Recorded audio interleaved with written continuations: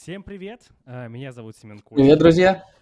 Добро пожаловать на наш стрим, который мы проводим каждую неделю. Обсуждаем главные новости прошедшей недели или там, может быть, какие-то более серьезные, но уже... Меня зовут Семен, мой соведущий Олег Степанов. Привет, Олег. Привет, привет. По традиции мы начинаем с кринжового видео, которое в этот раз нам помог его найти канал «За войну». Давайте мы с него начнем. И я думаю, это, знаете, какое-то вот будущее, наверное, такая вот штука будет вот в каждой школе страны, если мы ничего не будем делать и не будем этих людей показывать и говорить им: ай-яй-яй, так делать нельзя. Снова нечисть мутыка напрягает мускулы. Значит, новым быть котлам. Не воюйте с русскими, чтобы крестный нарожен. Упами голливудскими ход сражения предрешен. Не воюйте с русскими.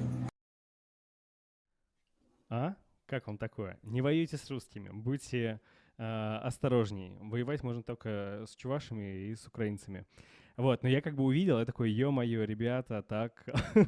У меня в школе такого не было. Я помню, когда я учился в школе, у нас даже нас позвали всех в актовый зал, и там были девочки, студентки из журфака Чувашского государственного университета, и они у нас проводили лекцию про журналистику в России и рассказывали, что журналистов в России убивают, что у них куча проблем, а вот прошло буквально там совсем немного времени, и теперь в школах не смейте воевать с русскими. Олег, что ты думаешь по этому поводу? По поводу школ и вообще происходящего на этой неделе? Слушай, проблема со школами есть, и я думаю, что, конечно, в прекрасной России будущего школьная система должна быть сильно реформирована. Но я думаю, что перед тем, как мы перейдем к обсуждению самых важных, по крайней мере, на наш взгляд, тем, нам нужно немножко рассказать про структуру эфира. Это сделаешь ты, я, как удобней? Давай попробую я. Починить. В общем, первая часть нашего эфира будет посвящена испугу Владимира Путина. Что это такое, в чем проявляется, что вообще происходит. После этого я передам слово Семену. Он расскажет про дела, которые происходят в Чувашии, связанные с мобилизацией и не только. И в конце обсудим, наверное, главное музыкальное событие. Я не фанат русского рэпа, но пропустить битву Оксимирона с Нойзом, мне кажется, С Нойзом? дело не Кошмар какой. С Нойзом, Двойка все, тебя вы за видите, знание русского рэпа. Я сдаюсь. Что ж, тогда перейдем к вопросу, в котором я разбираюсь чуть-чуть побольше. Это, наверное, политические вопросы. Итак, что происходит с Владимиром Путиным? Он отменил свою пресс-конференцию некоторое время назад, но более того, он отменил ежегодное послание Федеральному собранию. О чем нам это говорит, что происходит и вообще, что это за послание Федеральному собранию? Раз в год президент обращается к Федеральному собранию, то есть к законодательной власти, как представитель власти исполнительной, и не только, по крайней мере в России у нас сверхпрезидентская страна, и говорит о том, что вообще, как он видит, в какую сторону им нужно идти. Такое обращение есть в разных странах, я бы даже сказал, во многих. В Англии, например, происходит обращение монарха после избрания парламента. Есть разные формы. Тем не менее, в России Путин каждый год это проводил. Сроки чуть-чуть менялись, но в этом году он отменил это обращение. Хотя есть такие мысли, что он это делать обязан. По крайней мере, я так считаю.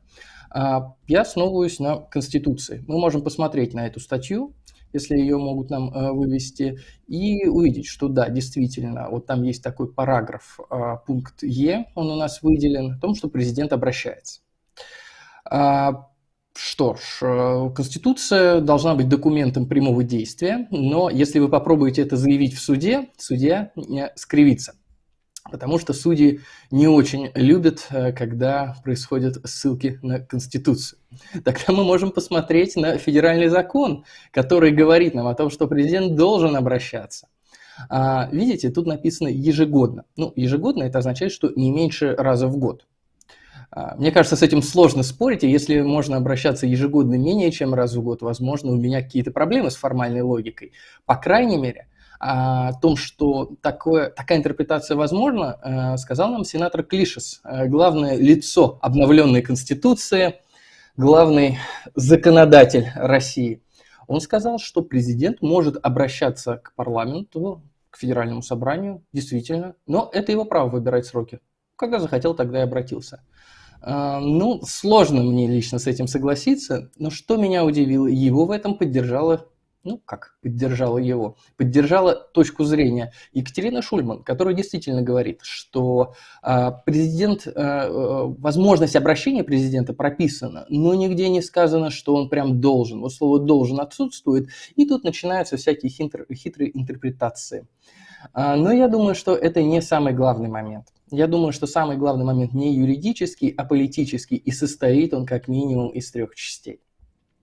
Начнем мы, наверное, с самой горячей, в прямом смысле слова. О ней написала газета Moscow Times. Это причина, связанная с войной. Если мы вспомним последние события, то, наверное, самым важным, может быть, слегка недооцененным, были удары украинских беспилотников по Рязани и Саратову. Это расстояние, которое, в общем-то, Рязань находится практически под Москвой, а Саратов, если смотреть по километражу, так еще и дальше от линии фронта. И Владимир Путин действительно не очень хотел бы, чтобы, может быть, непосредственно в месте, где он обращается, он мог бы придумать какое-то обращение из бункера, но, по крайней мере, где-то в знаковых местах произошли бы какие-то украинские диверсии, да, какие-то удары, может быть, по каким-то военным объектам, аэропортам, военным базам. Это, наверное, для него был бы позор. Чтобы не занимать долго эфир, спрошу у Семена. Семен, ты как считаешь, насколько это значимая причина сама по себе? У меня есть еще 2. Да, но перед тем, как я начну говорить какие-то разумные доводы, я хочу вам напомнить всем зрителям канала. Ребят, если смотрите это видео, то нужно ставить лайки, писать свои вопросы, на которые мы обязательно ответим. Возможно, это последний наш стрим, точнее, мой стрим в этом году, может быть, будет еще, но мы думаем о том, чтобы продолжить в следующем, поэтому давайте ответим на все ваши вопросы этого года. Теперь, насчет Путина. Я напомню, что он вообще раньше любил всякие такие штуки проводить перед выборами своими в 2018 году. Он любил в политических целях именно, как вот, знаете, похайпить, да, собрать какую-то популярность. То есть он выходит, там, показывает, например, помните, он показывал ракеты «Сармат», которые вот могут долететь до Америки, которые так, собственно, и никто и не увидел. То есть он обычно использует свое обращение к федеральному собранию в целях какого-то пиара, и сейчас ему просто нечего говорить. Он никакущий, на фронте новости плохие. Олег рассказывает про то, что украинцы теперь могут бомбить, извините, Рязань и Саратов, которые вообще очень далеко от фронта находятся. То есть вы представляете, кто бы сказал бы до 24 февраля, что украинцы будут запускать какие-то там устройства, которые будут взрываться в Саратове, я бы не поверил, потому что какая-то глупость вообще. Зачем это? Какой-то Теперь мы живем вот здесь. И когда... В общем, никаких хороших новостей у Путина нет, собственно, поэтому он и не выступает перед федеральным собранием, да и пресс-конференцию он свою тоже отменил, именно поэтому, а что ему сказать? Что каждый день умирают люди, что война и идет к своему логическому, что Россия проигрывает. Я думаю, этого он говорить не хочет, и ни на какие, и повестки у него нет никакой, нет будущего. Согласен. Чуть-чуть раскрою эту мысль, лишь дам небольшой дисклеймер, что когда мы говорим удары по Рязани и по Саратову, мы имеем в виду, конечно же, не города, а военные объекты, которые находятся рядом с этими городами. Потому что, как всегда подчеркивают украинцы, и как мы это видим по карте реальных боевых действий, они не наносят удары по объектам гражданской инфраструктуры, в отличие от одного немножко засидевшегося дедушки, который в своем бункере впал в безумство. Итак, я полностью согласен с тем, что сказал Семен насчет того, что Путину нечего сказать. В первую очередь, потому что люди реально обеспокоены тем, что происходит. Общество устало от войны. Это не какие-то мои голословные утверждения, это данные социологии. Посмотрите сами, что мы видим здесь, что почти 60% населения не боятся говорить о том, что они не поддерживают боевые действия, точнее считают, что намного лучше уже начинать переговоры, уже или не уже. Вы видите динамику. Кроме того, вы видите, как падает процент людей, которые говорят, что нужны именно военные действия. Мы понимаем, что это социально одобряемый ответ, что это ответ, который, люди предполагают, что он правильный. Когда у них спрашивают, социологи, вообще как, поддержите военные действия? В целом, есть некоторый перекос в сторону, да, поддерживаю, или, как в том анекдоте, да, девочка, ты хочешь на дачу или на 10 лет в колонию? Перенесем его в современные реалии. Но у нас есть и какие-то другие, наверное, мысли на этот счет. Самое главное из них, что абсолютно нечего сказать позитивного. Сдали Херсон? Так это же и не Путин. Правильно? Это Суровикин предложил, Шойгу одобрил, вот рейтинг Шойгу упал. Это злые либералы, вот кто это. Да, разумеется, это вот либеральные гидры. Да.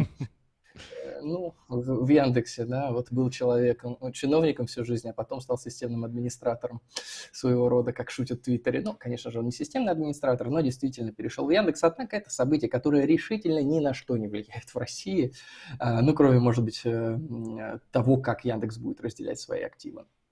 А мы продолжим про Владимира Путина и про то, что он не может ни на пресс-конференции, ни во время обращения избегать темы войны. Он просто будет оторванным от реальности, и любое сказанное слово будет действовать, безусловно, против него и против его рейтинга. Он же привык, что вот его обращения, они, если не становятся инфоповодом главным, хотя, по факту, наверное, становятся, потому что об этом все равно все пишут, говорят, какую гениальную вещь он сказал, да.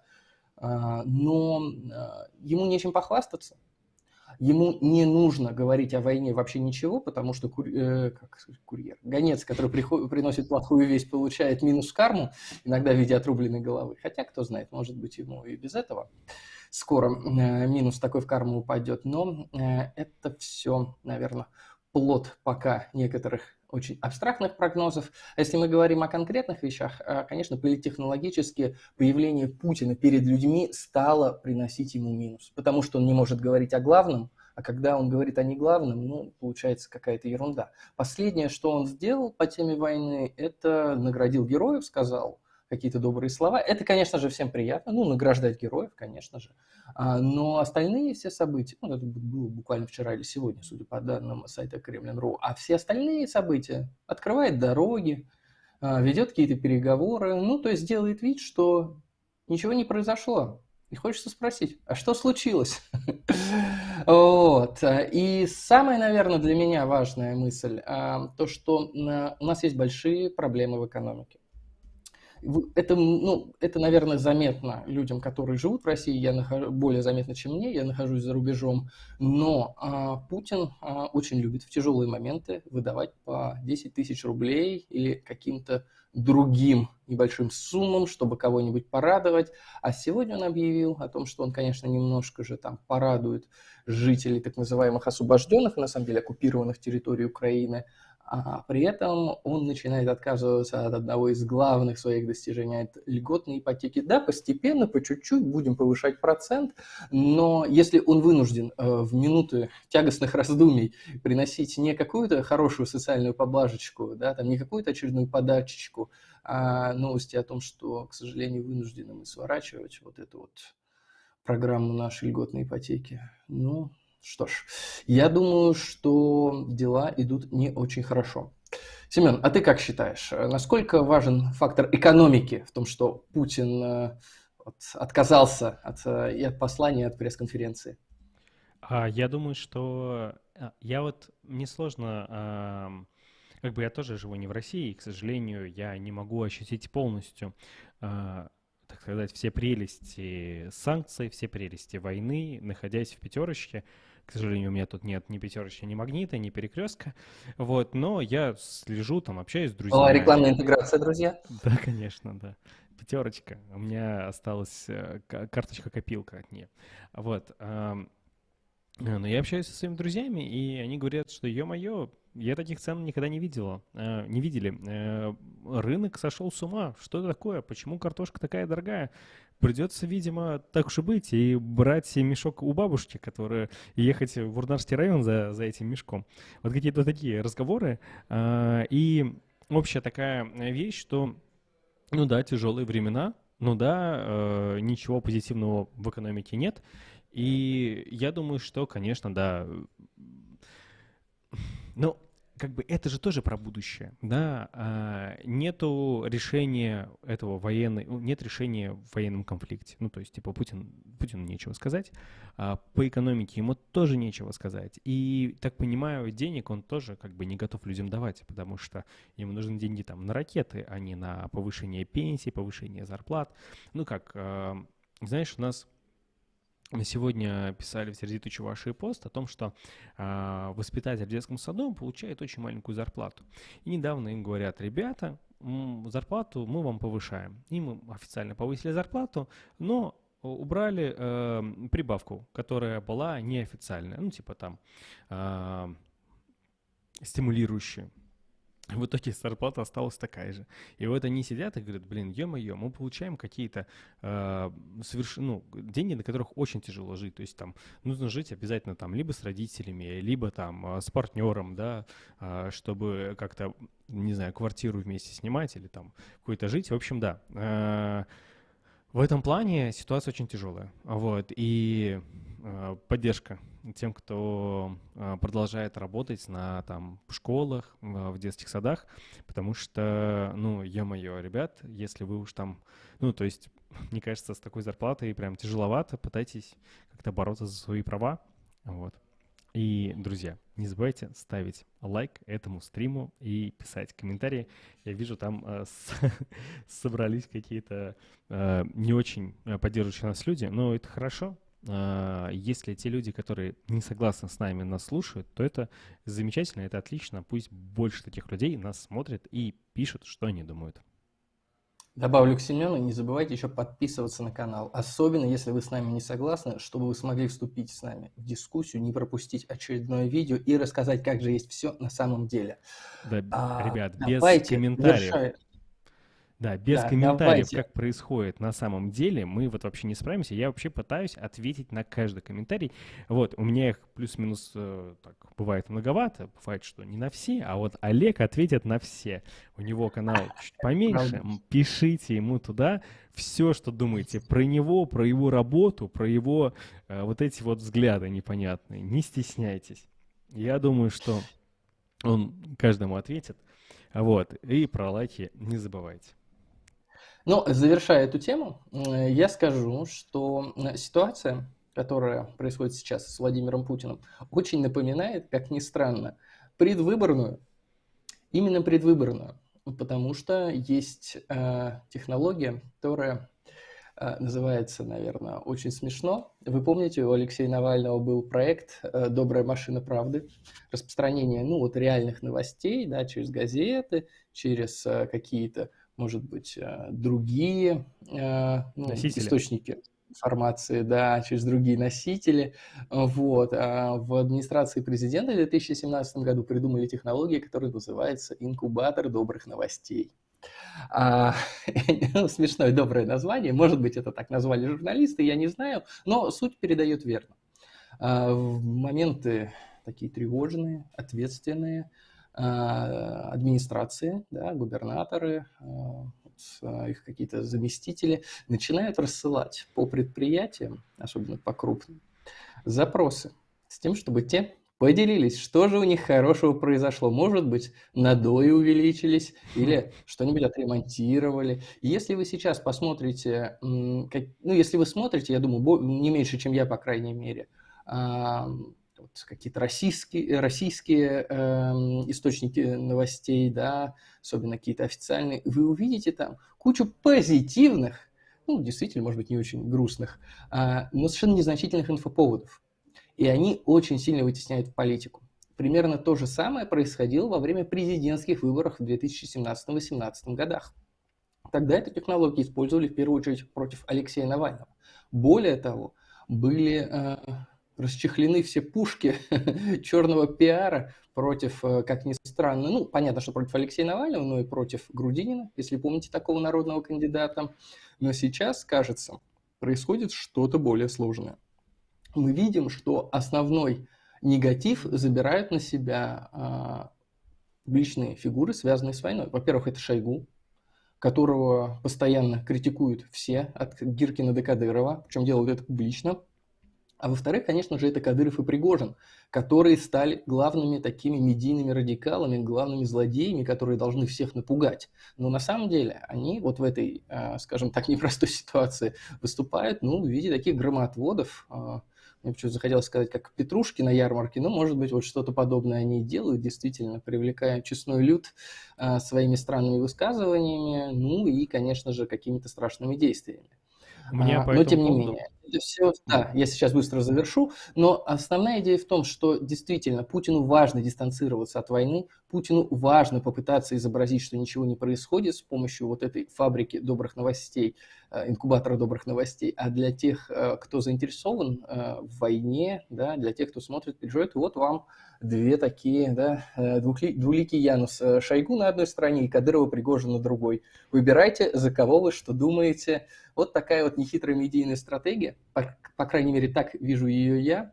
Семен? Я по этому поводу хотел сказать, что ты помнишь, когда была рокировочка знаменитая Медведева на Путина, Медведева вдруг начали жестко мочить на федеральных каналах, ну не мощно уж, ладно уж, я сказал, уж мощно. Ну, Начали. Ну так, поморщили его. Его и по телеку, и по радио, и, значит, инфлюенсеры, связанные с властью, начали его как-то поддевать, какие-то, значит, ролики снимать. Понятно, это там не было обвинения в коррупции. Это вот, что он какой-то там глупенький, с айфоном весь такой, дурачок. Типа, вот, а нам нужен настоящий президент. Серьезный товарищ. Вот.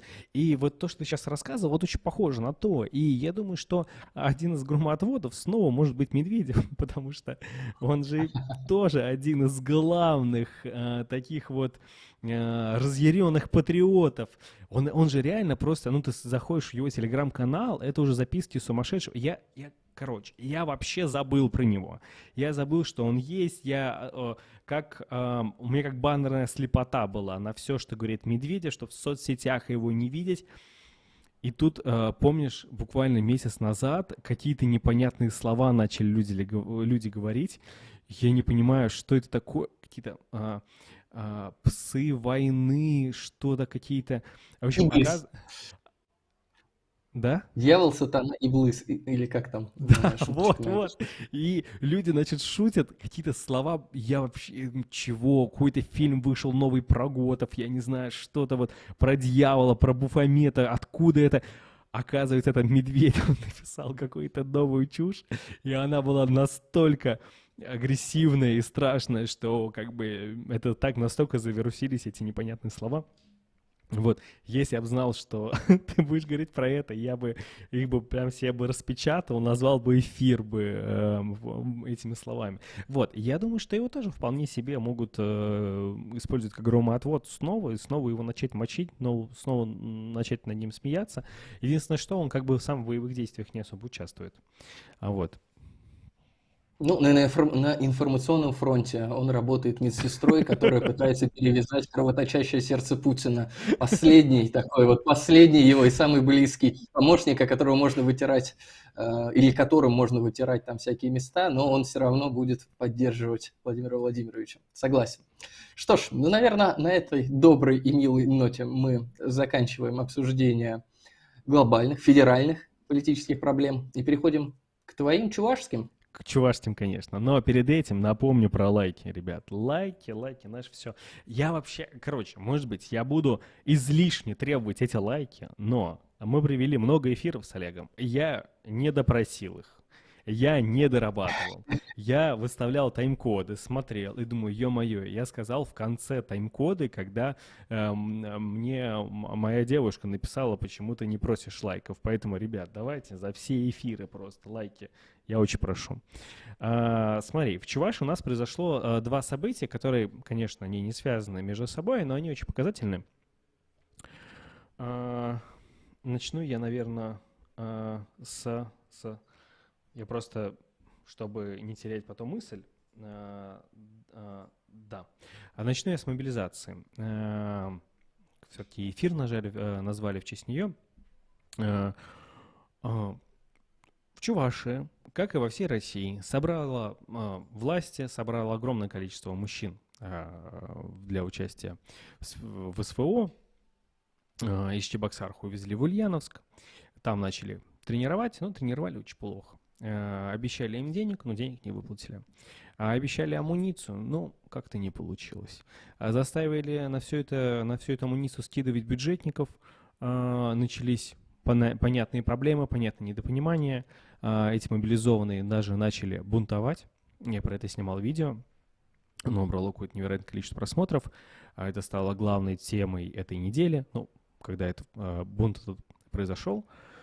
Вот. И тогда глава республики никак на это не отреагировал. Он к ним не приехал, точнее, он потом уже, после этого бунта к ним приехал и поговорил не с теми, кого мобилизовали, а с врачами, стоматологами, которых он отправил, чтобы солдаты поехали на фронт со здоровыми зубами. Вот. И сегодня, то есть мы и так знали, что в целом скоро это произойдет, сегодня произошла отправка мобилизованных из Чувашии на фронт. И на это событие приехал глава республики и решил, собственно, выступить перед ними. И меня эта речь очень впечатлила. Сейчас я ее попробую включить. Вот, как-нибудь. Дорогие земляки, то, что мы с вами являемся носителями генов предков победителей, конечно же, это гордо. К сожалению, спустя 77 лет русский солдат снова расчехлил свое оружие для того, чтобы добить фашистов. Я уверен, что каждый из вас сделает все, чтобы как можно быстрее решить задачу денацификации территории бывшей Украины. Мы вас каждого ждем дома, ждут ваши семьи. Мы сделаем все, чтобы позаботиться и о ваших детях, матерях, женах и соответствующим образом сопроводим вот этот сложный период. Дорогие друзья, я желаю вам... Вот, то есть, понимаете, да? Знаете, сколько человек из семьи Николаева там находится? 0. Вы знаете, сколько депутатов Государственного совета там находится? 0. А может быть, их дети там? Нет, их там тоже нет. Может быть, есть люди, какие-то родственники, мужья, дети из правительства Чувашской республики? Тоже нет. Там обычные мужики, которые, вот как вы видели на видео, одеты, мягко скажем, у них нет единой формы. Знаете, вот что нашли, то надели. Единственное, что как-то их отличает, это вот нашивка, которую им скидывались, да, на эти нашивки всей республикой. Там реально, то есть вот эти все паблики, типа там ЗОВ, Чувашия, там ЗОВ, Победы, то есть вот обычные люди, да, их родственники скидывали им на какую-то одежду, чтобы они не погибли в первую неделю.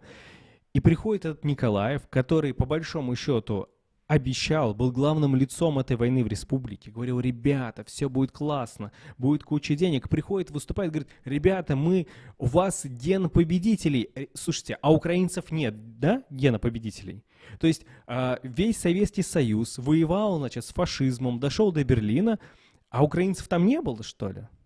Как это работает? Нет, у украинцев точно такой же ген победителей есть, как и у чувашей, и как у русских, как и у казахов, если уж мы говорим, да, про какой-то там ген, про какую-то денацификацию. Ребят, даже Путин не говорит ни про какую денацификацию. Я бы не удивил, то есть это уже вот на уровне вот реально, как Медведев там про Иблис, сатана, вот мы сейчас... Вообще про что он говорит? Про какого-то русского солдата, к которому снова пришел. Нет, это не у русского солдата. Это у Путина в голове что-то сместилось. И он такой, все, ребят, мы должны воевать. Почему? Зачем? Камон? И Николаев меня просто поражает, что когда его назначали, он же был оппозиционером. Он там выступал, ну, не против Путина, он там против Единой России, против их каких-то, да, вот мер, которые они проводят. И в итоге он берет самое плохое, что есть у этой власти, это жажда войны, участие в самых каких-то плохих вещах, и он прям отрывается на этом. Он чувствует себя каким-то невероятным, ну, слушайте, вот не каждый губернатор, во-первых, поехал в военные части для того, чтобы рассказать про фашистов в Украине, далеко не каждый, да, и далеко не каждый рассказывал и солдатам какую-то чушь про нацистов в Украине. Очень стыдно за него и очень страшно за тех ребят, которые поехали на войну, потому что до этого они не были никакими, они не сделали ничего плохого. Они были жертвами, которых просто забрали из семьи и отправили не пойми куда. А теперь им грозит реально опасность каждый день. Они едут не в лагерь, они едут не на сборы, они едут к людям, чью территорию 8 лет, которая находилась под... Ну, то есть они реально заходят в чужую страну, где им не рад никто. Понимаете? И вероятность, что они вернутся домой, очень низкая. А учитывая, что каждый день Украина получает новое вооружение, они учатся им пользоваться, а у нас, да, у России, у Путина, у них нет никакого нового вооружения, нет никаких реально аргументов к тому, что они смогут хоть как-то что-то показать. И, в общем, когда я посмотрел это видео, меня прям, я не знаю, меня это дико возмутило. В общем, если у вас есть какой-то контакт с людьми, кто сейчас из Чувашии в зоне специальной военной операции, кто поехал, попробуйте с ними связаться. Понимаете, попробуйте как-то оттуда вытащить, потому что очень скоро они попадут в Украину, и вполне возможно, они оттуда просто не вернутся. Вот, и параллельно с этой историей, со всей, произошла, на самом деле, я бы не сказал, что власти республики сильно были в этом виноваты. Так или иначе, они провалились, как я считаю. Олег? Не виноваты власти республики. Нет, это про снег. Ты занесли чемодан денег, Семен, признавайся. Да. Я что-то разогнался. Короче. А ты вот скажи, Олег, ты видел губернаторов, которые так же, как мой глава республики, вот так вот рассказывал про войну? Слушай, если честно, сравнительно редко их слушаю, в основном предпочитаю текст. Или иногда фотографии. Мне сразу же вспоминается, как Сергей Семенович, главный либерал, Сергей Семенович Собянин, мэр московский. Олег, у тебя какие-то проблемы с микрофоном? Давай ты попробуешь их как-то починить, я расскажу про снег. В общем, да, власти республики не до конца были виноваты в том, что произошло на этой неделе в республике, но это только отчасти. Произошло вот такое событие. В Чебоксарах, в Чувашии пошел снег, и он был типа дождь, да, такой дождь-снег.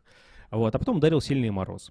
И после этого заморозились провода, потом они где-то ломались, заморозились деревья, потом они падали. В итоге огромное количество жителей Чувашской республики оказались без света. У кого отопление было завязано на электричестве, без отопления, да, огромное количество людей. И в это же самое время глава республики Олег Николаев был в Москве, у него был день рождения, он не мог, понимаете, оперативно отреагировать.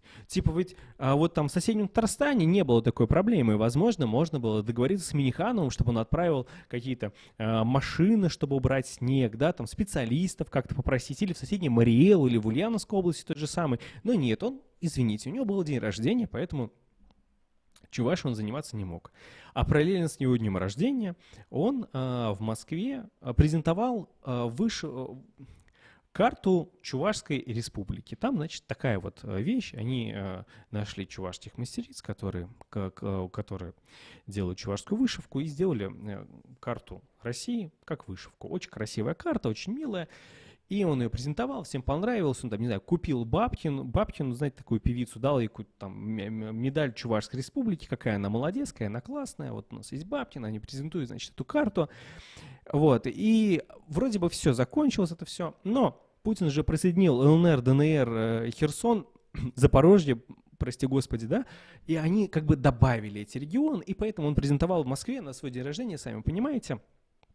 В итоге, после праздников половина Чувашии остается без света и без отопления. При этом, знаете, мы не писали, мне мой близкий родственник скидывает фотографию Варнарского района, там, значит, деревья, и он говорит, слушай, у нас ведь ЧП может скоро наступить. Если подует сильный ветер, и если не будет плюса, то это все упадет. Могут быть проблемы совсем. И это пишет мой родственник. Он не является экспертом, знаете, во всех этих делах. Он как бы говорит, слушай, реальная проблема. Я как думаю, что там, не буду уж людей пугать, нагнетать панику. А в итоге ведь надо было нагнетать, нужно было писать. И вчера Олег Николаев написал, что типа, ребят, все прекрасно. У нас все хорошо работает. Мы обеспечили электричеством 100% значит, поселений, все работает. В итоге уже через несколько часов оказалось, что нет, нифига. В Чебоксарском районе проблема, в Валиковском районе проблема. И вот так вот, это вот во всем, вот это вот и есть Олег Николаев. У него реально...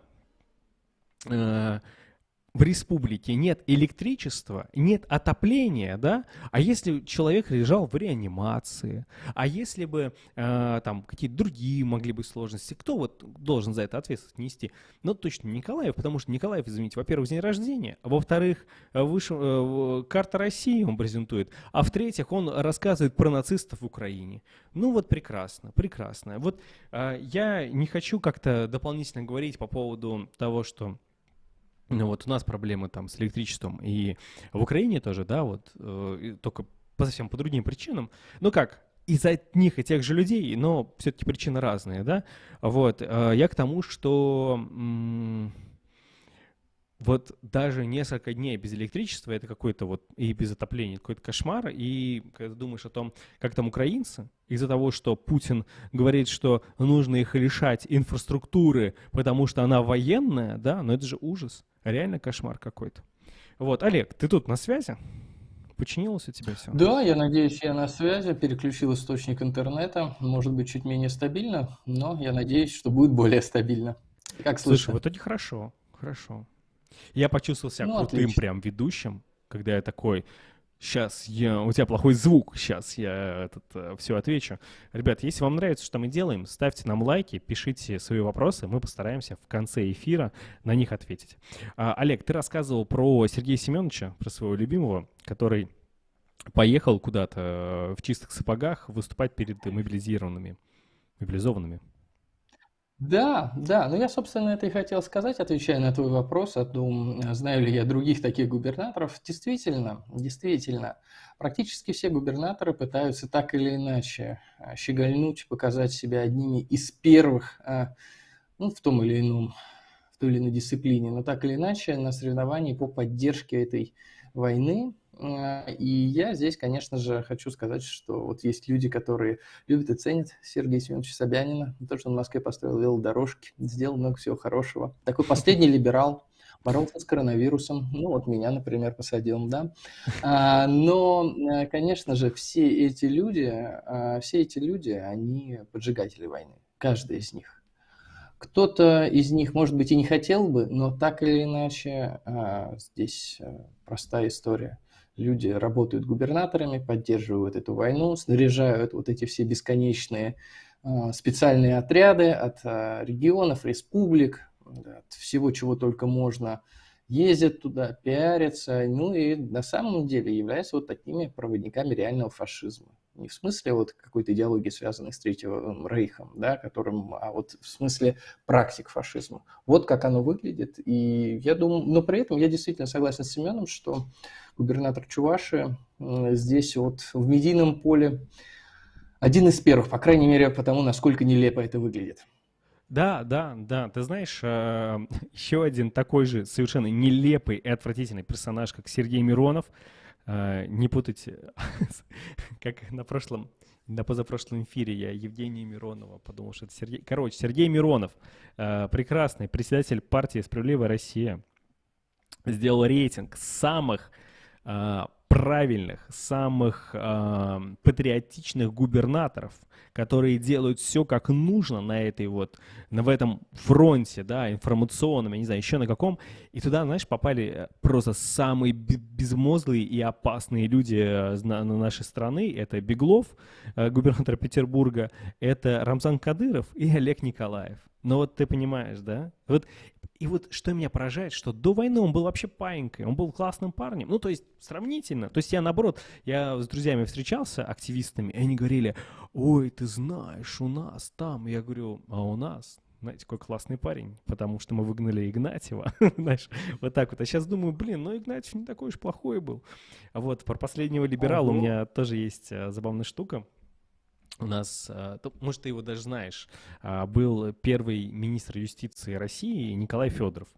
Вот. И он потом возглавил Чувашскую республику.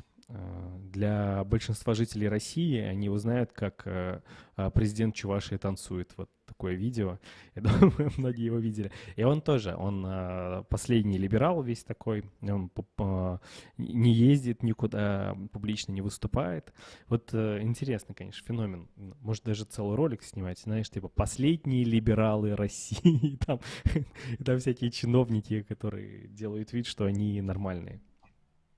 Ну, кстати, Вот. тебе идея, может быть, позвонишь ему, спросишь, как дела? Николай Что такая Васильевич, новая добрый мысль? день. Салам. Да, ну, посмотрим. У меня, кстати, вот я, наверное, всем чиновникам звонил, а до него у меня даже номера его нет. То есть он такой на сайте для журналистов, где есть номера всех чиновников, вот у него его никогда не было.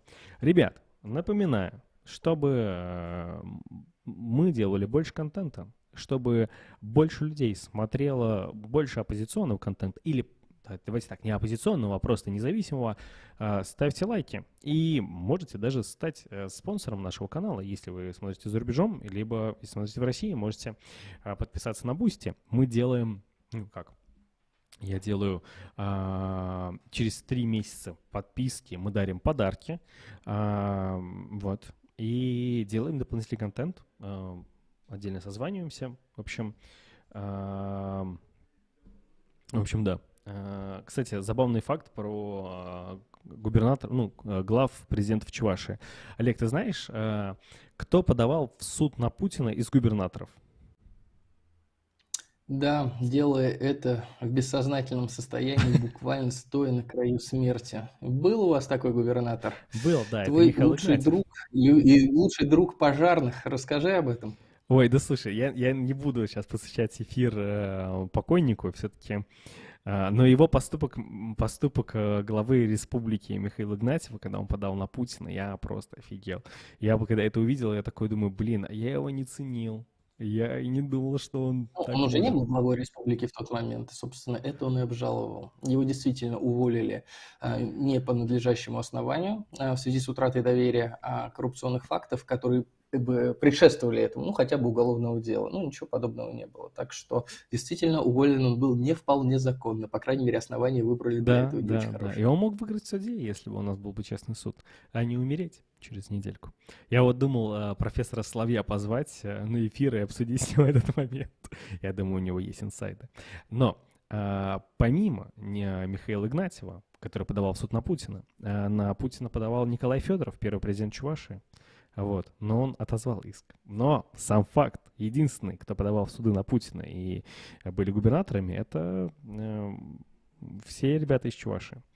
Да, возвращаясь к позитивный лад, да, вот из негатива, связанного с Олегом Николаевым войной, я очень порадовался вчера, когда вышел клип Оксимирона, дис на Моргенштерна, я такой думаю, блин, как же круто. Ты знаешь, во-первых, мы когда обсуждали с Олегом тему эфира, он говорит, типа, главная тема — это Моргенштерн, но я ничего не могу по этому поводу сказать.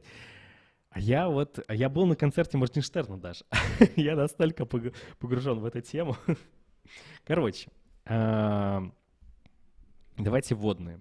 Оксимирон и Моргенштерн являются иностранными агентами. Оба точнее, вот если Оксимирон за позицию, то Моргенштерн мы не очень понимаем за что. Да? Но они оба иностранных агента. Но у них был совершенно разные пути. Моргенштерн был тем парнем, который, вы, может, знаете, он записал клип про Алексея Навального такой, плюс-минус позитивный, а потом он поменялся во взглядах и начал хвалить Владимира Путина, начал сотрудничать с Кадыровым и в Инстаграме пиарить его братьев-друзей. После этого он в интервью и Дудю, и многим другим начал говорить, что зачем выступать против режима в стране? Зачем говорить что-то против? Чтобы они бизнес, что ли, отжали? Нет, не нужно. Нужно действовать вместе с ними, дружить, общаться, и тогда все будет прекрасно. То есть он был весь таким вот прям паинькой. Он участвовал в различных пакостях и сотрудничал, по сути, то есть, с администрацией президента. И тут неожиданно госпожа Мизулина, дочка той известной депутатки Мизулиной, разозлилась, что-то ей не понравилось, и она подала на него, она пришла к Бастрыкину, они начали готовить на него жалобы, и, в общем, он оттуда уехал, и через какое-то время его признали иностранным агентом. А вот Оксимирон занимался, то есть он в творчестве всегда был весь такой протестный, но открыто он никогда против Путина не выступал, или против режима. А вот в 2019 году начались очень интересные события. Ты можешь, Олег, мне, как человек, который был ближе, так сказать, к этим процессам, которые были в 2019 году, можешь рассказать? Да, действительно, я напомню самую краткую суть содержания. Проходили выборы в Московскую городскую думу, событие, которое, казалось бы, не привлечет никакого внимания. Если честно, и внутри ФБК были примерно такие же настроения у всех, кроме Алексея Навального, который говорил, что мы сделаем это главным федеральным событием, и, в общем-то, так и вышло. ФБК выдвинул, или поддержал, скажем так, 5 кандидатов: Соболь, Жданов, Милов, Яшин и Константин Янкаускас. Кстати, интересно, что Константин Янкаускас единственный из них, кто сейчас остался в России и на свободе. Илье Яшину не так давно дали солидный срок, 8,5 лет, за то, что он выступает против войны, и за то, что он, в общем-то, Илья Яшин. Мы желаем Илье Яшину как можно быстрее выйти на свободу. И, в общем-то, не только ему, а всем политическим заключенным. Извините, это важно было сказать, но возвращаемся к событиям 2019 года. Кандидаты собирали подписи, и тут люди начали просыпаться. Чуть-чуть попозже мы увидели схожую динамику во время протестов, во время выборов в Беларуси, когда вот это вот огромное нереальное количество подписей сначала не собирается, а потом люди начинают вовлекаться в политику и прям реально выстраиваются в очереди, чтобы сдать подпись. Конечно же, Алексей Навальный активно подогревал эту всю ситуацию, выпуская расследование, в частности, большое такое расследование про Метельского, глава фракции «Единой России» на Мосгордуме это был, но не переизбрался. Так или иначе, всех независимых кандидатов сняли с выборов, потому что признали, что их подписи недействительны. Это, конечно, была полная ерунда, но тем не менее. Любые подписи как бы можно признать незаконными в России, как можно убить любого человека или посадить, или что-то еще. Закон здесь, в общем, давно не работает. Начались массовые протесты, которые власть пыталась подать как массовые беспорядки, и много людей было задержано, в частности, оттуда, из того времени, у нас есть мем про бумажный стаканчик, от которого ОМОНовцы падают в обморок, или что там с ними еще происходит. И началось большое московское дело. Вот такая сталинская своеобразная, лексика «московское дело». И в поддержку людей, которых, так вот похватали на митингах, в общем-то, потому что не сделали ничего плохого, вписалось достаточно много людей, но Оксимирон был одним из тех, кто вписался в это дело лично.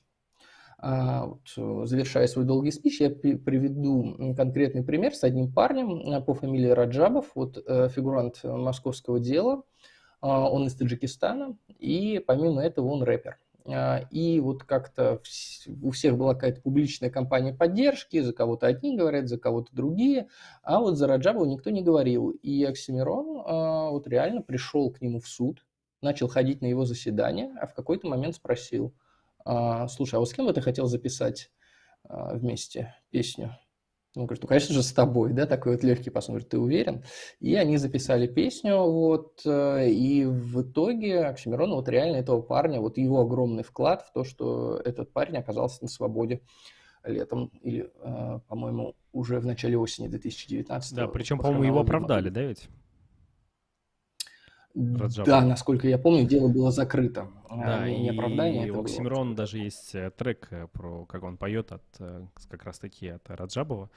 Вот, как бы да. И не только его, на самом деле, очень многих людей он вытащил и очень публично выступал за тех людей, кто вышли за честные выборы в Москве. Мы, кстати, тоже делали митинг там в Чебоксарах. Вот, и это было удивительно. По сути, тогда, наверное, вот это вот селебрити новой волны, по сути, именно вот первый раз, ну, может быть, еще на выборах Навального в 2013 году, но вот это прям, их было очень много известных людей, которые втопили, собственно, против режима, да, там, за освобождение этих ребят, это поразительно. То есть я думал, что такого не произойдет, и в том числе один из них был Оксимирон, и после этого он попал в немилость, у него начались проблемы, вот, когда началась война, он публично ее не поддержал, вот. Ну и, собственно, по итогу, я думаю, что его признали иностранным агентом за песню боюсь сказать неправильно. Но, в общем, последний его клип, где он говорит, что Ингрия будет свободна в конце. И я думаю, что именно за это, собственно, его и признали иностранным агентом. Вот. И это вот абсолютно две разные истории. Да, один человек выступал против режима, критиковал власть, ходил на митинги, вытаскивал людей из тюрьмы, да, из лап государства. А другой человек, наоборот, сотрудничал, дружил с ним, брал деньги, не стеснялся этого, вел себя отвратительно. Ну и по итогу они стали все равно оба иностранными агентами. И этот баттл, он по сути, ну не баттл, а вот этот диск, который Оксимирон записал, там как бы политика совершенно не играет какую-то главенствующую роль. Но, конечно, очень приятно, когда крутой, талантливый исполнитель ставит на место парня со звездной болезнью, который при этом еще и, не знаю, сотрудничал со всеми плохими, злыми штуками в нашей стране, в том числе и с Рамзаном Кадыровым и со всеми другими плохими ребятами. Вот. Ну что, пришло время ответить на все вопросы, которые вы задавали. Давай немножко еще поговорим, я бы еще чуть-чуть добавил. Давай. У меня есть что сказать. Ну вот, а ты Смотри. говоришь, что Нойс против Оксимирона. Да, я совершенно не Вообще, разбираюсь. слушай, ты вот почему ты так отрываешься от главной... Знаешь, возможно, я просто из Чувашской республики, а у нас в каждом дворе свой рэпер, понимаешь? У нас рэп-столица, рэп-республика просто, понимаешь? Да, у вас есть знаменитый рэпер Карандаш, насколько я знаю. Вот, Вот, уже так что, хорошо. возможно, Уже возможно, моим, да, к реабилитации возможно, так слухи о том, дойдешь. что я не разбираюсь, несколько преувеличены, но это правда совершенно не моя история. Я не люблю и стараюсь дистанцироваться от рэпа. Тем не менее, это действительно общественно важное событие, и это очень важный процесс. Если можно, нам показать еще одну картинку, которую я нашел буквально в последний момент. Да, посмотрите. Это список исполнителей, которых нельзя ставить на дискотеках в школе. Вот такой гуляет по сети, он сейчас много где есть, и вот на первом месте, ну, я думаю, не по степени ужасности, но так или иначе, в начале списка идет Моргенштерн, дальше Нойс, и вот на четвертом Оксимирон. Они оба оказались в этом списке, не только в списке иноагентов, и в принципе они оба представляют, каждый, безусловно, по-своему, некоторую вот эту вот молодую, протестную, не знаю, какую-то категорию людей. И я думаю, что здесь все вписывается вот в мою некоторую концепцию, которую я называю «Россия для стандартных». Если человек слишком сильно выделяется или хоть в чем-то не подконтролен, и при этом из себя что-то представляет, его сразу же начинают щемить. Если вы посмотрите на список этих музыкантов более подробно, ну, многие из них не какие-то суперрадикалы, да, многие из них заняли принципиальную позицию, сделали это громко, ну, осудили войну, кто-то сделал это не так громко, но тем не менее. Это, ну, абсолютно разные исполнители. Но их объединяет то, что они мыслят самостоятельно и так или иначе не подконтрольны администрации президента.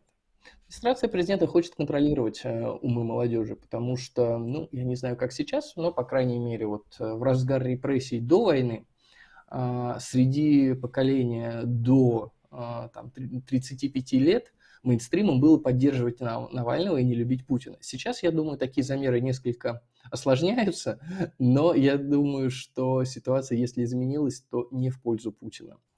Потому что это как раз та категория людей, которая в первую очередь попадает под мобилизацию, в первую очередь молодые люди, но и девушки, разумеется, тоже, если у них есть учетно-военные специальности. Или, Да, вообще про девушек не кошмар знаю, какой-то. Я совсем недавно общался вот с девчонками, которые помогают как раз мобилизованных, и они говорят, что, блин, ну мы ждем, когда куча девушек с военными специальностями отправят на фронт. Вот. Кстати, мобилизация женщин уже началась в одном из регионов России с точки зрения Владимира Путина. Я говорю про так называемую ДНР. Это же формально, с точки зрения Путина, регион России. Так вот, там начали мобилизовывать женщины. По крайней мере, 27 женщин уже отправлены на фронт. Об этом написала вчера Радио Свобода со ссылкой на вооруженные силы Украины. Вот такие вот события происходят. То есть вот она может быть такая специфическая вторая волна, которая происходит на оккупированных территориях. Но сегодня Владимир Путин сказал главную вещь, что устройство жизни и социальное благополучие будет на территориях присоединенных, так сказать, захваченных, точно таким же, как и в остальной России. Мне кажется, вот он имел в виду не то, что все будут жить, как, не знаю, на том, с такими же, с а таким все же как уровнем, будут в да, в Москве или в Питере, а все. Ну, вот в эту сторону и идем.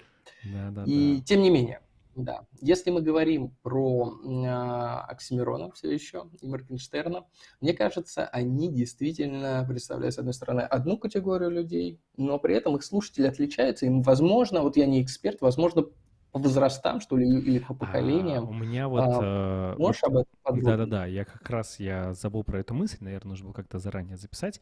Мне кажется, что Моргенштерн, он такой образ для людей, которые типа аполитичные. Вот, быть аполитичным — это быть Моргенштерном. Заниматься бизнесом, сотрудничать с властью. Ну, не потому, что сотрудничаешь с властью, не потому, что она тебе нравится, а потому, что это деньги, потому, что это влияние. Заниматься там продажами на Вайлдберрис, там еще каким-нибудь... Ну, нет, ничего, Вайлдберрис прекрасно, заниматься продажами на Вайлдберрис и вообще заниматься бизнесом — классная вещь.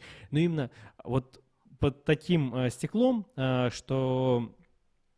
Под такой лупой, что в смысле там не всегда отличные вещи продаются. Или там заниматься каким-то не очень честным бизнесом, я это имел в виду. Вот. И вот Моргенштерн представляет примерно таких людей. Не знаю, продавать курсы, которые никому не нужны в Инстаграме или где-то еще. Вот. И это вот как бы аполитичные, беспринципные люди, которых вот представляет Моргенштерн. А с другой стороны, как будто, ну то есть, когда ты смотришь этот дис, у тебя так вот вырабатывает. С другой стороны, вот люди, которые типа там постарше, да, там типа Оксимирон сам по себе, слушайте, ему скоро 40, не знаю, да, то есть вот он, который пожил и который понял, что, ребята, наверное, такой образ жизни ни к чему хорошему не приведет. Давайте вообще думать немножко о будущем, давайте думать больше, чем на полшага вперед, давайте подумаем на 10. Мы теряем страну, мы теряем вообще почву под ногами и, возможно, вообще целый мир. Ведь мы не знаем, до чего может дойти Путин. Да, одна из причин, почему Путин творил всякую дичь и сейчас начал войну, это как раз таки аполитичные люди, аполитичная молодежь. Но вот даже не наши и не так люди, которые были, не та молодежь, которая сейчас, а скорее та молодежь, которая была там лет 10 назад, 20, не знаю, какое-нибудь поколение Ильи Яшина, вот что-то вот из этого рода. Ну, то есть ты вот такой, как миллениал, вписался против зумеров. Вот, я это вижу примерно так, если это все Да истории не, поколений слушай. мемов вот из Слушай, Твиттера. я Но был на я тебе так концерте скажу. Моргенштерна. О чем ты говоришь? Я пришел в Чебоксарах, в клуб «Неон», я понял, что все люди меня тут младше, и вообще люди с родителями пришли. Вот. Поэтому Слушай, я я... видел Моргенштерна один раз, когда он пришел в офис ФБК и принес капусту для Навального. Вот. Навальный был очень этим доволен. Вот. И когда, ну, он что-то просто прошел мимо, вот, в кабинет к Алексею, потом обратно, и Алексей его провожает, поворачивается к нам и говорит: что вы все замолчали, что рэперы никогда не видели с такой какой-то гордостью, типа, смотрите. Вот. Мы замолчали, потому что какой-то непонятный чувак зашел, мы там сидим, какие-то секретные Кто задачи пустил свои этого решаем. бездомного в дом? Вот. Но, наверное, все-таки, если мы говорим о каких-то совсем беспринципных людях, мы должны говорить не о Моргенштерне, Это а точно. о певце так ртом, который называется шаман. Вот. Мне кажется, то, о чем ты говоришь, воплощение вот этой Ну продажности да, да. политической и не только, это, конечно же, вот этот так называемый шаман. Но в чем разница между ним и Моргенштерном? В принципе, даже прически временами похожи. Разница, ну, я не говорю сейчас про творчество, да, тут я небольшой эксперт, но, наверное, она там достаточно велика, потому что быть более бездарным, чем шаман, сложно. Разница в том, что, ну, Моргенштерн, блин, он без царя в голове, на самом деле. То есть его невозможно контролировать, он сам себя не контролирует. Видимо, это не часть какого-то его, не часть какого-то его публичного образа. Как пишут, когда я готовился к эфиру, ну да, как сообщают в интернете, он себе просто сжег мозги наркотиками. И, конечно же, если это так, или если это не так, а просто выглядит как нечто похожее, ну, очень сложно пытаться выстраивать какую-то политическую, не знаю, политическое взаимодействие или использовать в пропаганде человека, который может реально вытворить все, что угодно. Ну да, да. Но вообще шаман это вообще поразительно, потому что он же молодой, и он вообще же взялся из ниоткуда. Меня вообще это поразило. В какой-то момент ты просто слышишь «я русский», и ты такой: «О боже, моя кровь...»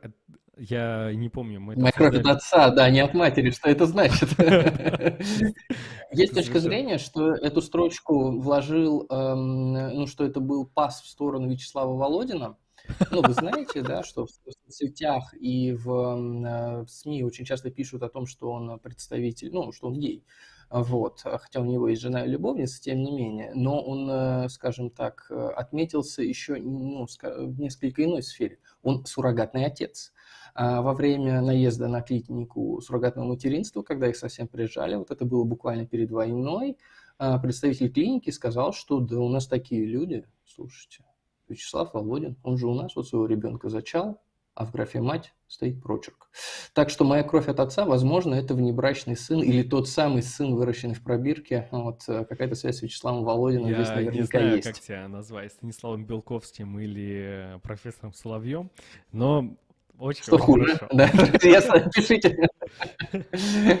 Вот, Хотя я с ними хотите вроде обоими больше знакомы, мы историй, друг другу зла не делали. хотите больше историй про кровь от отца, ставьте лайк этому стриму и пишите свои вопросы, мы на них обязательно ответим. У меня, кстати, я не помню, рассказывал я тебе или нет, у меня в Твиттере был кусочек какого-то шоу по российскому телевидению, и там сидит, значит, шаман и парень из «Кадетства». Ты знаешь, ты смотрел «Кадетство» по СТС? Нет. Вот тут ты О, вообще не ты моя тема. Так, вообще... Семен, я не готовился к этой теме. Ну Выключите камеры. все. Ты знаешь, Ладно, я правда не в курсе. есть видео в Твиттере, где Мария Певчих задает Руслану Шеведину какой-то вопрос про шоу из 90-х, и он его не знает. Вот я себя чувствую сейчас...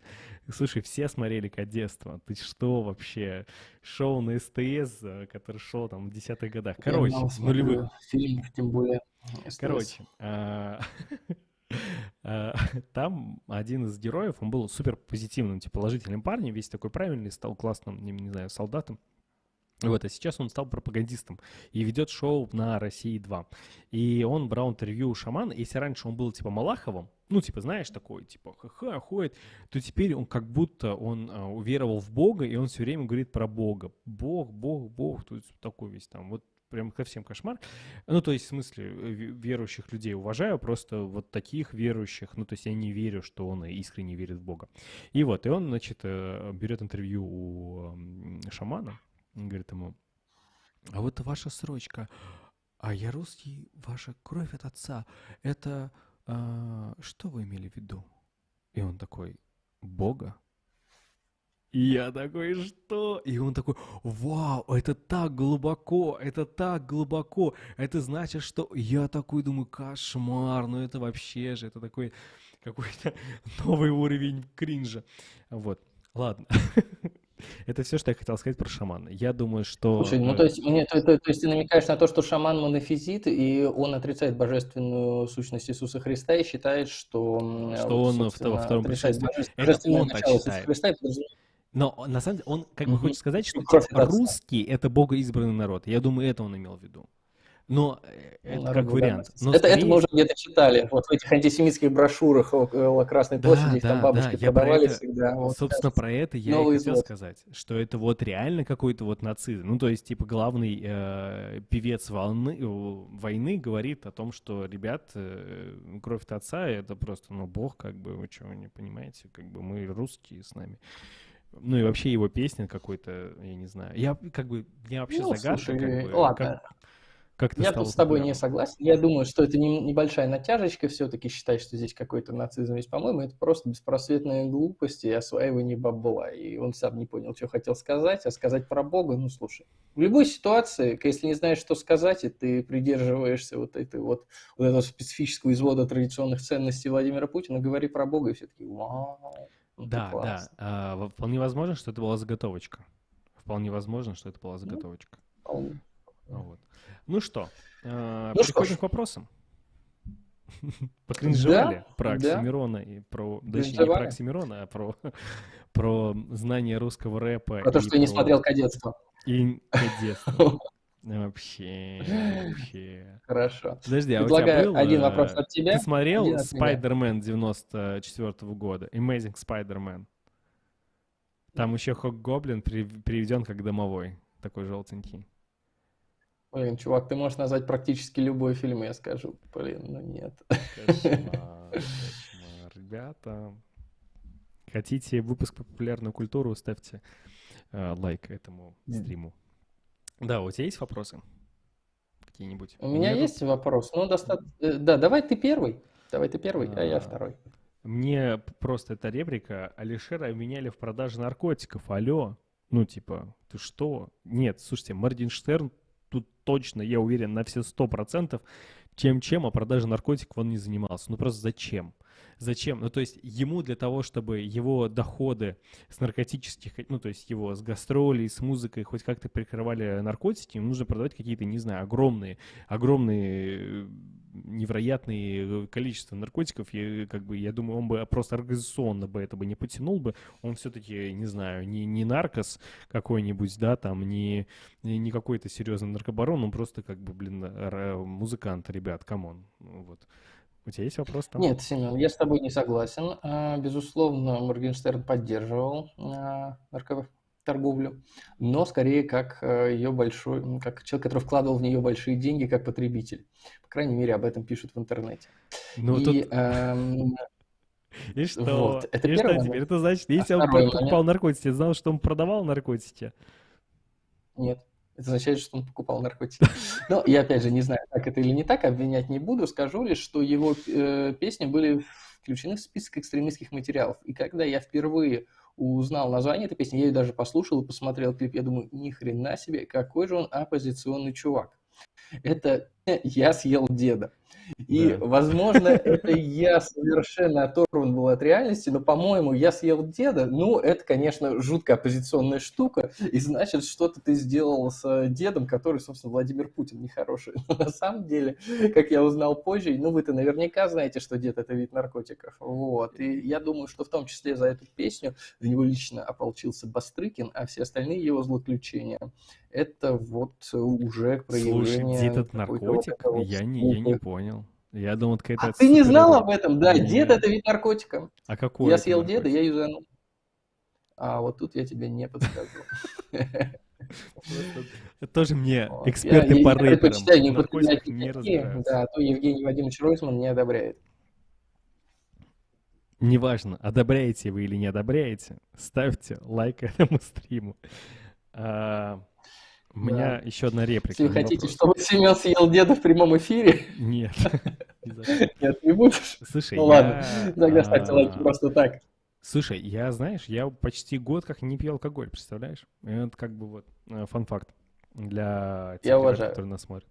Спасибо. Цены в Чебоксарах выросли сильно. Творог 200 грамм сейчас 55 рублей 99 копеек. И 53,99. А было 29,90. Хлеб батон нарезной 41 рубль в Магните. А до СВО стоил 29 рублей. Зефир 79,99, а был 29,34 и так далее. А? Как тебе такое? Это вот не сайт, извините, вот этот вот большой, это обычные люди пишут. Считаю, ну то есть, представляешь, если ты помнишь, ну, слушай, на самом деле 40 рублей за хлеб — это охренеть. Это совсем уже. Это что, куда это? Ну, Ну, в смысле, за нарезной. Я не говорю там про вкусный хлеб, нарезной, как бы самый простой, самый вообще обычный батон. Так. хлеб всему голова. Да. Пусть их баттл будет в Чебоксарах на кофемолке. Слушайте, я был на последней кофемолке. Это был прекрасный фестиваль, и на первый день у меня хватило денег на билет, и там Noise MC должен был выступать, и он не выступал, зато выступали другие классные рэперы, и я такой, вау. И не только рэперы, были очень много попсовых групп на самом деле на тот момент, типа там Бандерас, по-моему, выступали, или там что-то группа Т9, какие-то прям попсовые. А потом были классные Смоки Мо, там всякие такие чуваки.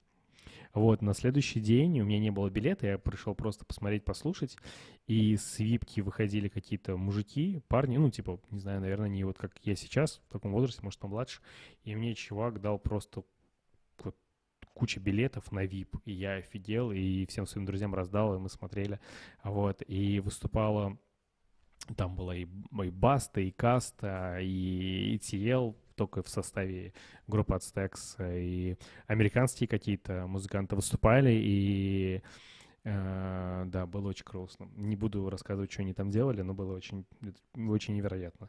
Тут пишут про Белых Братьев и других рэперов из Чувашии. Да, еще у нас есть Хорус, Лоперкаль, есть Зараза, есть ETL, вообще много классных проектов Веча, но еще много классных музыкантов, которые делают. Да. Так как мне это не говорит абсолютно ничего, я читаю вопрос, который задали мне. Расскажите про будущее. Это хороший абстрактный вопрос. Каким оно будет? И отвечу я на него так, как я понимаю. Попрошу Сему поделиться своим мнением тоже. Смотрите, глобально, ну, если мы говорим про будущее России и про наше с вами будущее, как будущее людей, которые связывают свою жизнь с Россией, конечно же, есть два главных момента. Это то, когда и с каким способом закончится война и как это будет связано с уходом Владимира Путина. Я склонен считать, что, безусловно, эти два события будут связаны, потому что закончится война не может каким-то перемирием. Безусловно, Путин этого очень хочет. Он надеется пересидеть всех вот этих западных лидеров, которые периодически меняются, которые там вынуждены ориентироваться не на свои геополитические интересы, да, а на каких-то вот этих людишек, на избирателей, которые что-то там реально голосуют. Это, конечно, Владимиру Путину абсолютно непонятно, но вот он от этого немножко оторван и может попробовать пересидеть всех, как он пересидел Меркель, как он пересидел Обаму и так далее, и так далее. Картинка про последних президентов России и Америки за 20 лет, где тут разные люди, а вот тут вот фотография Путина несколько раз повторяется, и Медведев посерединке. В общем, на Западе все отлично понимают эту стратегию. В частности, понимают в США, в частности, понимают в крупных европейских странах, понимают, что перемирие с Путиным невозможно, потому что он возьмет его только для того, чтобы подкопить силы и напасть вновь. Санкции, которые введены против каких-то стратегически важных отраслей и компаний из России, конечно же, действуют, но они не действуют в том смысле, что они могут оставить Россию без возможности напасть. в будущем. Я думаю, что это вещь, которую так или иначе понимают все, что для того, чтобы жизнь и в России, и в соседних странах, и в мире в целом начала меняться в лучшую сторону, от власти должен уйти Путин. Для того, чтобы Путин ушел от власти, должна закончиться война. Или наоборот. Но так или иначе, это два события, которые плотно связаны друг с другом. Я не знаю точно, как это закончится, и никто не знает. Но я думаю, что у нас для смены власти всегда есть несколько сценариев. И катализатором будут военные поражения. Военные поражения очень сильно влияют на настроение людей. И в первую очередь даже не они сами, а то, как Путин пытается не допустить новых. Я, разумеется, говорю про мобилизацию. Будет ли вторая волна или в каком виде она будет? Будут ли какие-то новые ограничения для людей? Будет ли какой-то новый вал гробов, которые идут? Они и так идут достаточно активно на самом деле.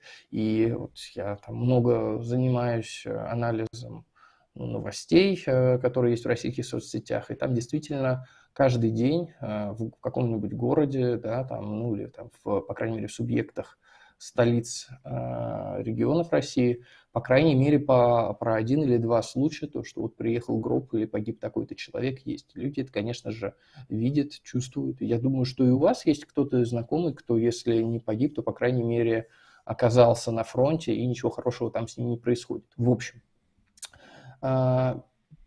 самая какая-то вероятная, да, схема, которую вижу я, это дальнейшие военные поражения. Мы видим, что украинская армия все лучше снабжается, несмотря на удары по гражданской инфраструктуре Украины. Население поддерживает, Запад тоже, в общем-то, продолжает снабжать и вот присылает страшные ракеты Patriot, которые, правда, в таких условиях еще не были использованы, но в теории позволят Украине наносить ракетные удары по военным объектам далеко от границ. Так или иначе, военные поражения, попытки с ними справиться, рост народного недовольства, паника среди вот этой вот номенклатуры путинской. Я вот поддерживаю лингвистический вывод Владимира Милова, который говорит, что нельзя этих людей называть элитой, потому что это номенклатура.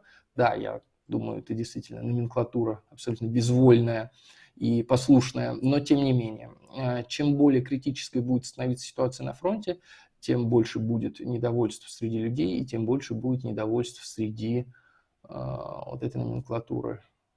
Не существует сценариев смены власти, когда просто люди выходят на улицы и кого-то свергают. К сожалению, в 21 веке такого никогда не было. Это всегда подразумевает какое-то вовлечение элит или того, что их заменяет. Но народное недовольство и действия элит, они всегда связаны. Одно какое-то, да, успешное подразумевает, что начинает действовать другое. И вот вместе, вот так вот, передвигаясь вперед, они, собственно, и закатают деда в асфальт. По крайней мере, это так я вижу. И лишний раз повторю, что здесь, наверное, самая важная штука – это то, как будут развиваться боевые действия. Семен? Я по поводу вообще будущего, я очень надеюсь, что люди, которые сейчас живут в России, они после военных поражений поймут о том, что та политика, на которой и те чувства, на которых играл Путин, это вот сильная рука, желание жить в империи,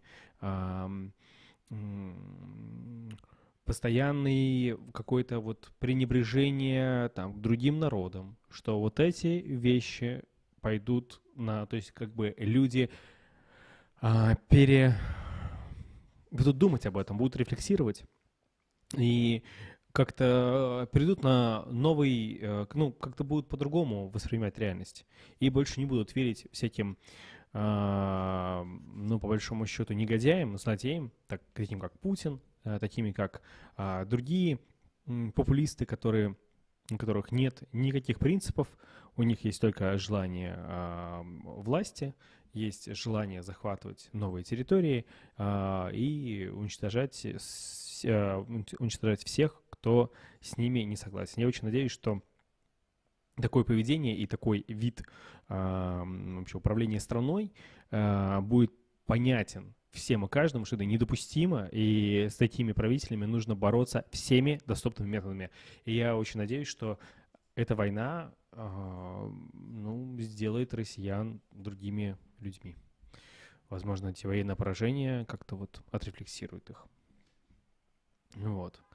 А, Так, у меня есть вопрос. А почему Игнатьев умер, а Федоров нет? Потому что Игнатьев, когда подавал в суд на Путина, он как бы провинился перед ним, и это было уже тогда, когда... То есть это уже было реально другое время. Когда Федоров подавал в суд на Путина, он, знаешь, он подавал ему за то, что из Совета Федерации убрали губернаторов. И сделали так, чтобы когда губернатор избирается, он назначает сразу человека в Совет Федерации. А раньше там сидели в Совете Федерации губернаторы, и они там качали. Да, и губернатор сидел, и сидел председатель парламента. И вот они там качали. А потом сказали, давайте нет, давайте представителей. Этих представителей покупали, эти места в представительствах тоже покупали. В общем, по сути, Путин убрал так верхнюю палату парламента. И это Федорову не понравилось. Когда все это началось, он подал в суд на Путина, что это неконституционное изменение. И он выступал с либеральных позиций, с демократических, что как бы это ни к чему хорошему не приведет. Как видите, он был прав. Но Путин ему сказал, слушай, Коля, у тебя второй срок-то кончается. А что ты потом делать-то будешь? Вот в суд на меня подашь, еще чего-то. А потом куда пойдешь? Никуда. Все, у тебя полномочия закончатся. И тут сказал, да, и правда. И после того, как он забрал иск в суд, у него закончились полномочия, Путин отменил выборов губернаторов. И губернаторов назначал республиканский парламент, ну или там областной, законодательный, не так важно. И тем самым вот эти губернаторы, которые в целом могли тогда прыгнуть на Путина, не допустить уничтожения Демократического института, они как бы пожали друг другу руки и сказали, отличная сделка. Кому нужна эта демократия, эти выборы, Совет Федерации. Вот. Так. Тебе есть что сказать, Олег? Слушай, ну, если говорить про Игнатьева, насколько я помню, он тяжело болел, и когда иск был подан, он уже находился в больнице, и, возможно, подавал его он не сам, а некий человек по доверенности, и вообще, собственно, возможно, он и не знал, что он подал в суд на Путина, и так и умер. Не очень понятно, что это происходило. Семен, как у тебя дела? Желаю тебе успехов. Если желаете мне успехов, ставьте лайк. Если желаете успеху Олегу, ставьте ему лайк тоже на канале. А если желаете нам обоим успехов, пишите свои вопросы. Так, у меня все хорошо. Как бы пытаюсь делать что-то, веду телеграм-канал, вот с вами разговариваю тоже. Семен, когда станешь главой, организуешь кофемолку в Чувашии. Слушайте, ну мы уже обсуждали, я надеюсь, что когда-нибудь это возродится. Я думаю, что не власть должна делать рэп-фестивали, если уж то пошло.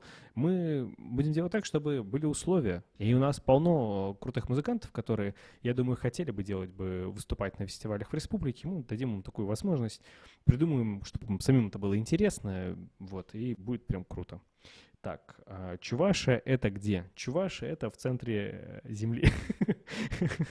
Чувашия находится в европейской части России, между Нижним Новгородом, Мариэл и Ульяновском.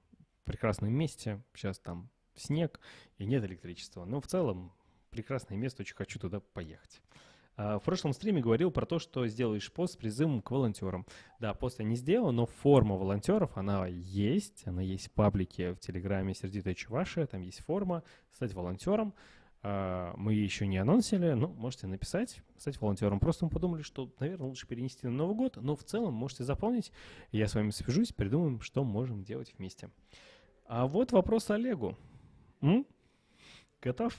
Олег, извините. Я слышу в ваших речах неонацистские нотки. Вы тоже участвовали в русских факельных шествиях в Сергиеве Посаде? В Сергиевом Посаде, мне кажется, я ни разу не был. Вот. Но, наверное, слушайте, я, если честно, ничего не знаю про факельные шествия в Сергиевом Посаде. Вот. Но если вы можете развить свой вопрос чуть-чуть побольше, я с радостью на него отвечу. К сожалению, мне тут нечего сказать. Я обычно люблю сказать, а вот факельные шествия, а вот, кстати, вы знаете, а вот там вот тот человек сделал. Я правда ничего про них не знаю. Я тоже, Напишите кстати, подробности, слышал. почитаю. И, может быть, следующий эфир мы посвятим именно Факельному факельному шествию по шествию. Посаду. Я думаю, это прекрасно. Выходим с Нового года, все просыпаются, и мы такие с факелами про Сергиев Посад и факельные шествия.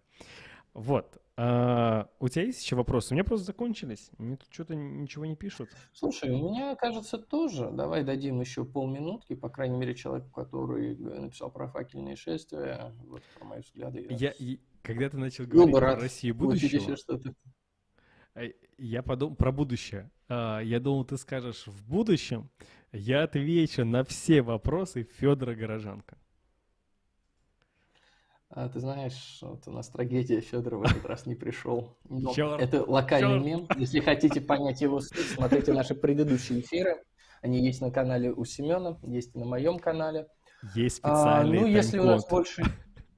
Да, есть тайм-код, можете набрать его или просто ткнуть. Но если у нас нет вопросов, наверное, мы скажем какие-то завершающие слова. Я начну, если ты не против.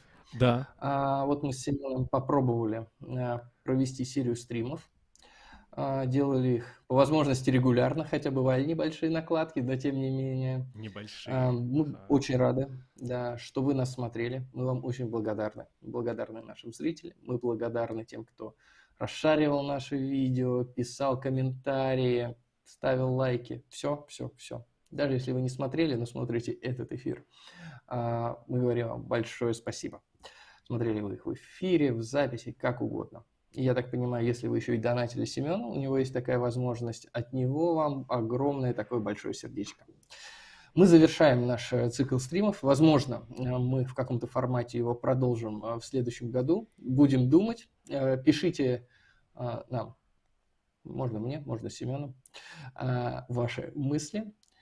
Я уверен, что вот сейчас, когда год завершается, нам кажется, что он был одним из худших.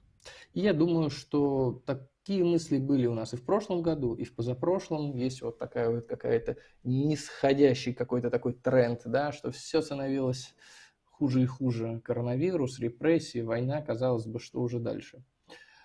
Что я вам скажу? Я вам скажу вещь, наверное, которая более свойственна экономистам, но так или иначе. Любой тренд, его важное свойство, он заканчивается. Любой тренд. Если вы видите вот это вот ухудшение, скорее всего, этот процесс, чем дольше он тянется, тем быстрее он завершится. Поэтому следующий год будет более позитивным, и я думаю, что он будет не так наполнен тяжелыми событиями, их будет становиться постепенно меньше, и в итоге все станет, ну, если не совсем хорошо, то, по крайней мере, намного лучше, чем было в начале этого года или даже чем есть сейчас. Да, даже вот, казалось бы, начало года до 24 февраля в целом-то было неплохо. Как бы хорошо год начинался, а потом как началось. Ну, в общем, да. Спасибо большое за эти вообще очень добрый вайб. Вот, я надеюсь, что я думаю, что в целом мне очень понравилось вести стримы. Очень крутой опыт. Заметьте, этот стрим прошел со всеми вставками, все классно работало. Вот. И зрители тоже нас смотрели и задавали свои вопросы, ставили лайки. Я думаю, что... я надеюсь, что мы все эти стримы продолжим в новом году. Посмотрим, как с форматами, как что. Я планирую в этом году еще выпустить видео, может быть, 2 видео, но, надеюсь, я надеюсь, что одно точно выйдет, и оно будет такое информативное. Надеюсь на вашу поддержку, что вы его залайкаете и пошерите. Вот. Спасибо большое, что смотрели. Спасибо за то, что смотрели все наши эфиры. Вот. Я надеюсь, что мы еще с вами будем много-много разговаривать, и в какой-то момент, не знаю, будем разговаривать в Чебоксарах. Вот. Или в Москве. Тоже неплохо. Всем пока. До встречи. Пока-пока.